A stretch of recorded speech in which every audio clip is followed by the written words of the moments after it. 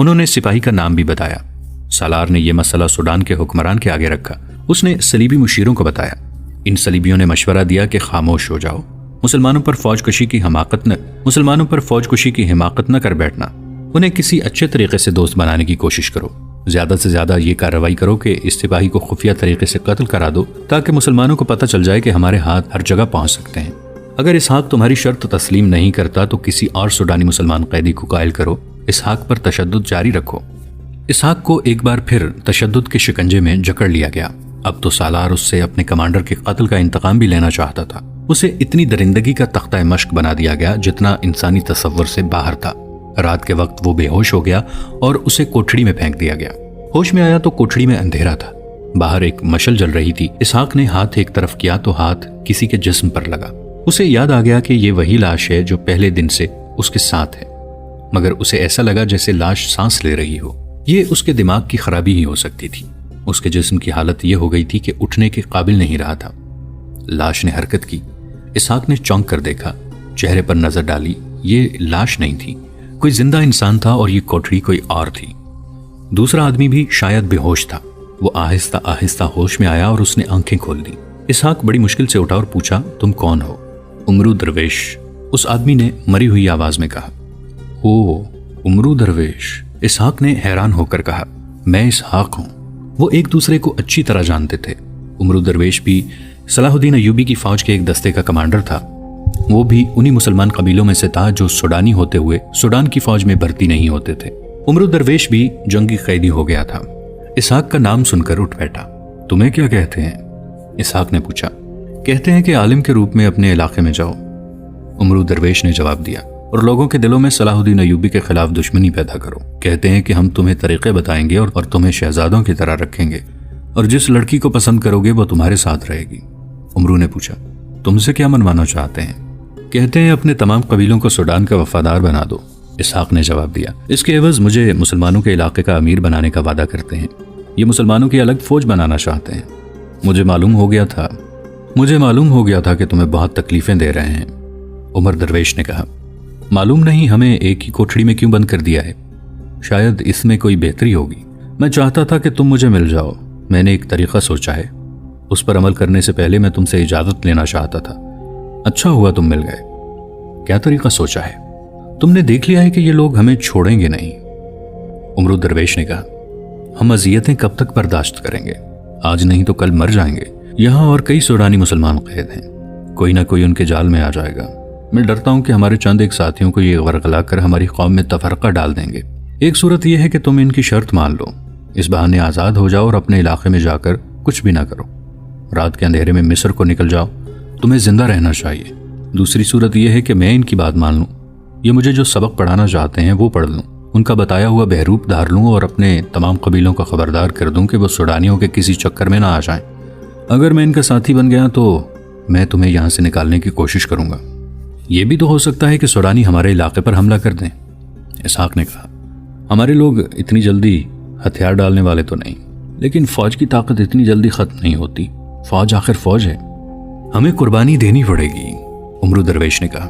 ہم مصر سے چھاپا ماروں کی مدد حاصل کر سکتے ہیں۔ فی الحال ضرورت یہ ہے کہ ہم دونوں میں سے ایک آدمی باہر نکل جائے۔ اگر ہم دونوں اکٹھے ان کی شرط مان کر نکل جائیں تو اور زیادہ بہتر ہے۔ میں یہیں رہوں گا، اسحاق نے کہا۔ تم انہیں دھوکہ دو، اگر ہم نے اکٹھے ان کی بات مان لی تو انہیں شک ہوگا، یہ سمجھ جائیں گے کہ ہم نے رات ایک کوٹھڑی میں رہ کر کوئی منصوبہ تیار کیا ہے۔ میں سختیاں برداشت کرتا رہوں گا، تم نکل جاؤ۔ صبح طلوع ہوتے ہی کوٹھڑی کا دروازہ کھلا۔ ایک سپاہی نے اسحاق کو برچھی چبھوئی اور اسے اٹھا کر دھکے دیتا اپنے ساتھ لے گیا۔ کوٹھڑی کا دروازہ پھر بند ہو گیا۔ تھوڑی دیر بعد سوڈانی فوج کا ایک عہدیدار آیا۔ اس نے سلاخوں میں سے عمر درویش سے پوچھا، اگر تم نے آج انکار کیا تو تصور نہیں کر سکتے کہ تمہارے جسم کا کیا حال ہوگا۔ ہم تمہیں مرنے نہیں دیں گے، تم اس دنیا میں دوزخ دیکھ لو گے، ہر روز مرو گے، ہر روز جیو گے۔ مجھے کسی اچھی جگہ لے چلو، عمرو درویش نے کہا۔ میرے جسم کو ذرا سا سکون آنے دو، یہاں میں کچھ بھی نہیں سوچ سکتا۔ میں تمہیں جنت میں بٹھا سکتا ہوں، سوڈانی عہدیدار نے کہا۔ تمہیں جنت کی پریوں میں بٹھا دوں گا، اور اگر وہاں بھی تم نے انکار کیا تو جتنے دن زندہ رہو گے پچھتاتے رہو گے۔ ہمیں رو رو کر کہو گے کہ میں نے تمہاری شرط مان لی ہے، تو بھی ہم تم پر اعتبار نہیں کریں گے۔ وہ کرراہ رہا تھا، اس کی آنکھیں پوری طرح کھلتی نہیں تھیں۔ اس نے سرگوشی سی کی، ایسا نہیں ہوگا، مجھے کہیں لے چلو اور بتاؤ کہ مجھے کیا کرنا ہے۔ اسے اسی وقت لے گئے اور ویسے ہی خوشنما کمرے میں جا رکھا جیسا اسحاق کو دیا گیا تھا۔ تھوڑی دیر بعد ایک طبیب آ گیا۔ اس نے اس کے جسم کا معائنہ کر کے اسے دوائیں پلائیں، اسے اعلیٰ قسم کا کھانا کھلایا گیا۔ اس دوران اسے سوڈانی سالار نے، جو اسحاق کا جسم توڑتا رہتا تھا، عمرو درویش سے پوچھا، کیا تم نے ہماری ہر بات ماننے کا فیصلہ کر لیا ہے؟ عمرو درویش نے سر ہلا کر رضامندی کا اظہار کیا۔ کھانا کھاتے ہی وہ لیٹا اور گہری نیند سو گیا۔ اس کی جب آنکھ کھلی تو رات بھی گزر چکی تھی اور اگلا دن آدھا گزر گیا تھا۔ وہ بہت دنوں سے قید خانے کے تہخانے میں اذیتیں برداشت کر رہا تھا۔ جسم بہت حد تک سوکھ گیا تھا، ہڈیاں دکھ رہی تھیں۔ اتنے نرم و گداز بستر پر اتنی لمبی نیند سے اس کے جسم میں صحت کے آثار نظر آنے لگے۔ اسے دوائیاں دی گئیں اور اسے بادشاہوں والا کھانا کھلایا گیا تھا۔ اس کی آنکھ کھلی تو اس کے سامنے ایک لڑکی کھڑی مسکرا رہی تھی۔ وہ بہت ہی خوبصورت لڑکی تھی۔ اس کے بال ریشمی تھے اور کھلے ہوئے۔ اس کے کندھے، بازو اور سینے کا کچھ حصہ اریاں تھا۔ عمرو درویش فوجی تھا، جنگلوں میں پیدا ہوا اور فوج میں اس کی عمر میدان جنگ میں گزر رہی تھی۔ اس لڑکی کو اس نے خواب سمجھا، لیکن لڑکی نے آگے ہو کر اس کے سر پر ہاتھ پھیرا تو اسے یقین آیا کہ یہ خواب نہیں۔ لڑکی باہر چلی گئی اور طبیب کو بلا لائی۔ طبیب نے اسے دیکھا اور دوائی پلا کر چلا گیا۔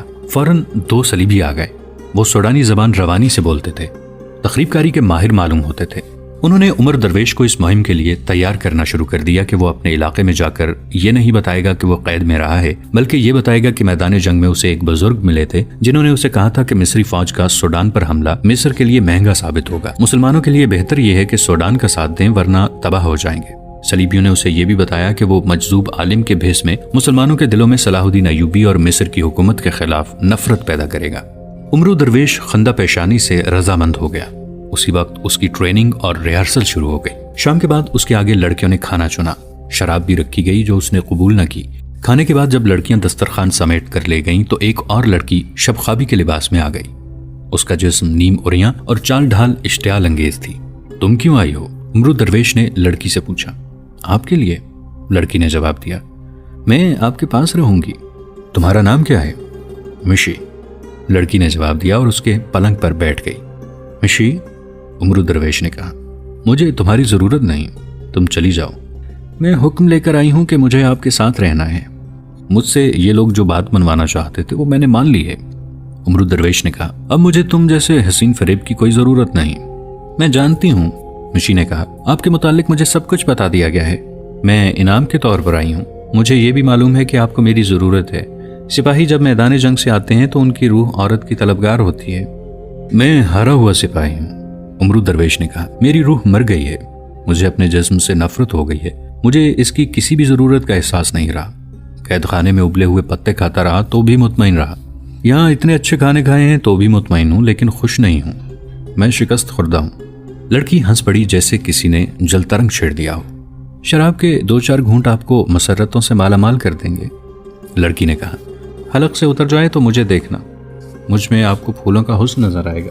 میری مجبوری یہ ہے کہ میں مسلمان ہوں، عمر درویش نے کہا۔ ہم عصمتوں سے کھیلا نہیں کرتے، عصمتوں کی حفاظت کیا کرتے ہیں۔ صرف مسلمان لڑکیوں کی عصمتوں کی حفاظت کرتے ہوگے، لڑکی نے کہا۔ میں مسلمان نہیں اور تم عصمت والی بھی نہیں، عمر درویش نے کہا۔ پھر بھی میرا فرض ہے کہ تمہاری عصمت کا خیال رکھوں، لڑکی مسلمان ہو یا کسی اور مذہب سے تعلق رکھتی ہو، اپنی قوم کی ہو یا اپنے دشمن کی۔ مسلمان اگر ایمان کا پکا ہے تو اس کی عصمت کی حفاظت کرے گا۔ تم تمام رات میرے پاس بیٹھی رہو، صبح سب کو بتاتی پھرو گی کہ رات ایک پتھر کے پاس بیٹھ کر گزاری ہے۔ کیا میں خوبصورت نہیں؟ لڑکی نے پوچھا۔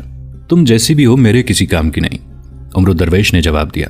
میں تمہارے کام آ سکتا ہوں۔ اگر تم اس ذلیل زندگی سے آزاد ہونا چاہو تو میں تمہیں جان پر کھیل کر یہاں سے نکال لے جاؤں گا اور کسی شریف گھرانے میں آباد کر دوں گا۔ آپ سے پہلے بھی یہاں ایک شخص آیا تھا، مشی نے کہا۔ وہ بھی آپ کی طرح باتیں کرتا تھا، وہ بھی سوڈانی مسلمان تھا۔ میں آپ کی یہ بات نہیں مان سکتی کہ چونکہ آپ مسلمان ہیں اس لیے آپ عورت میں دلچسپی نہیں لیتے۔ میں نے مصر کے کئی مسلمان دیکھے ہیں، وہ عورت کو دیکھ کر بھوکے درندے بن جاتے ہیں۔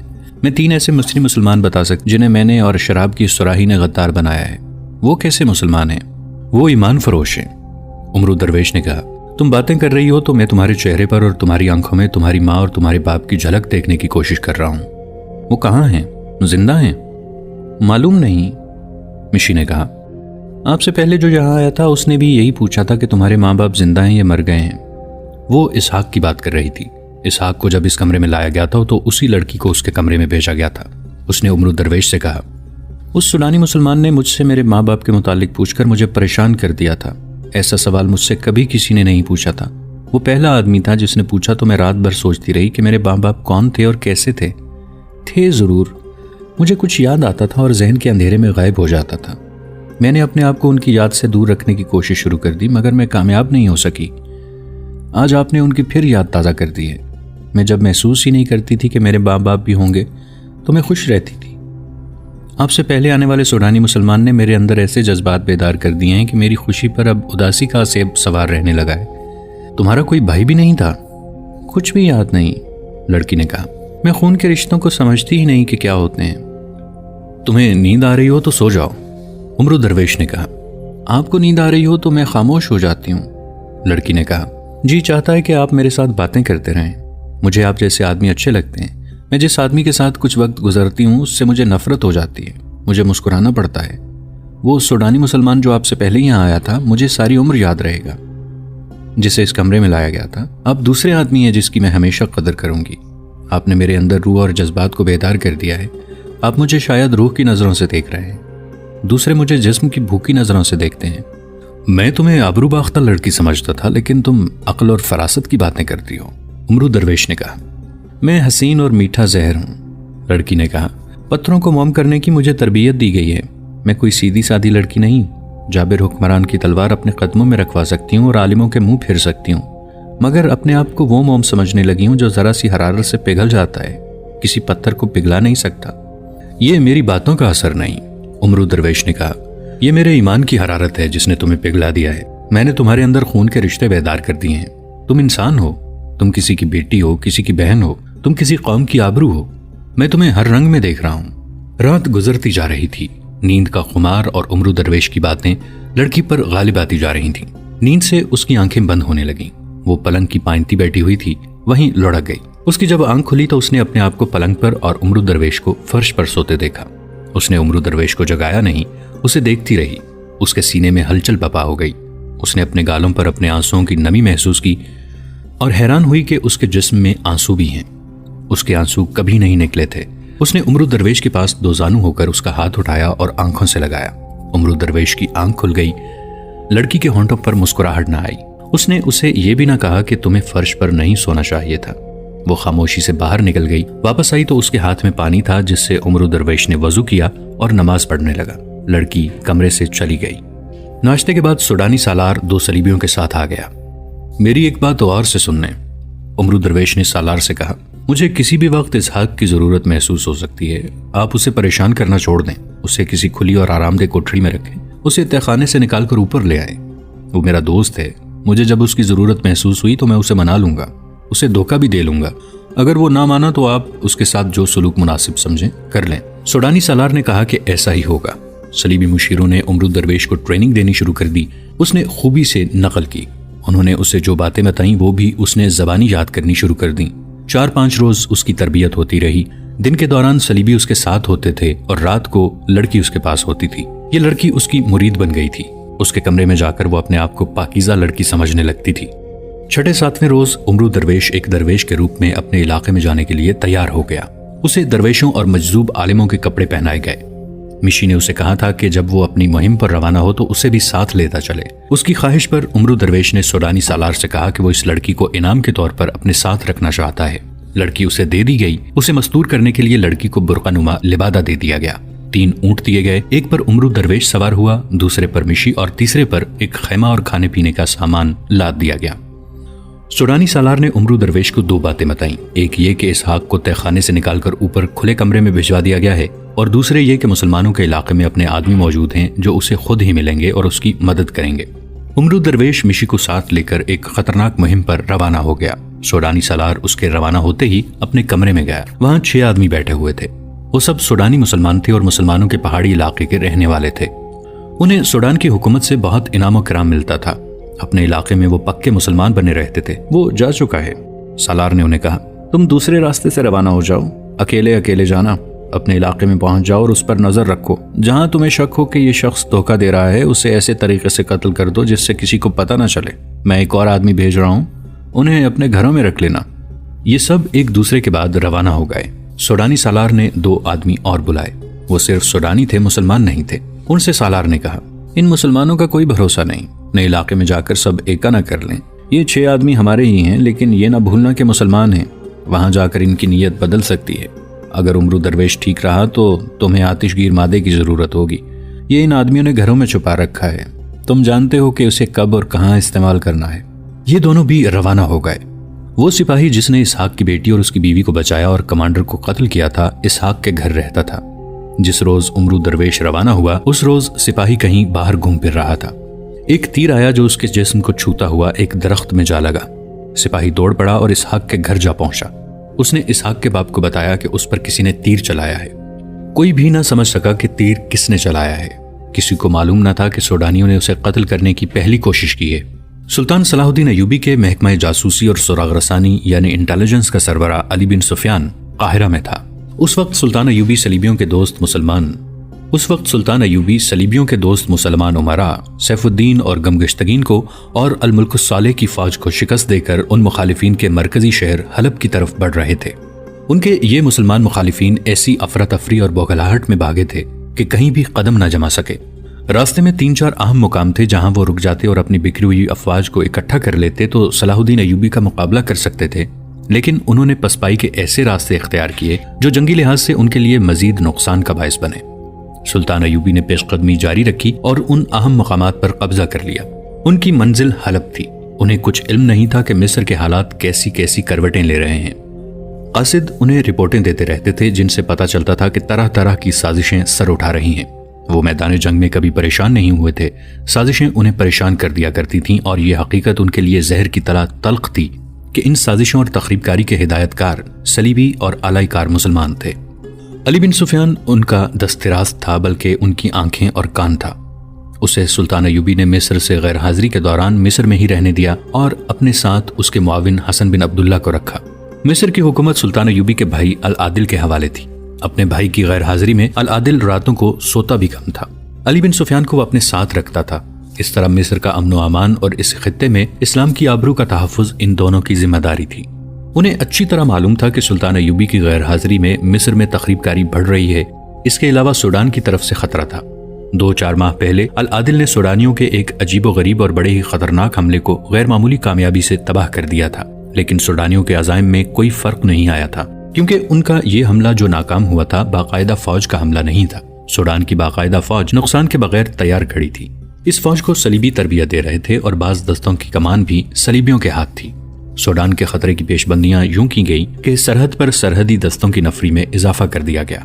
ان کے علاوہ علی بن سفیان نے اپنے شعبے کے بے شمار آدمیوں کو سرحد پر پھیلا دیا تھا۔ یہ سب جاسوس اور مخبر تھے۔ وہ صحرائی مسافروں اور خانہ بدوشوں کے بھیس میں سرحد پر گھومتے پھرتے رہتے تھے۔ ان کا رابطہ سرحدی چوکیوں کے ساتھ تھا۔ ان چوکیوں پر ان کے لیے گھوڑے تیار رہتے تھے۔ سرحدی دستوں کے گشتی سنتری بھی ان کے ساتھ رابطہ رکھتے تھے۔ ایک انتظام اور بھی تھا۔ علی بن سفیان کے چند ایک ماہر جاسوس تاجروں کے بحروپ میں سوڈان کے ساتھ غیر قانونی تجارت کرتے تھے، جسے آج کل اسمگلنگ کہا جاتا ہے۔ انہیں مال دے کر سرحد پار کرا دی جاتی تھی۔ یہ لوگ سوڈان جا کر یہ ظاہر کرتے تھے کہ وہ مصر کے سرحدی دستوں کی آنکھوں میں دھول جھونک کر آئے ہیں۔ سوڈان میں بعض اجناس کی قلت تھی، جس میں اناج خاص طور پر قلیل تھا۔ دوستو، آج کے لیے اتنا ہی۔ اسی کہانی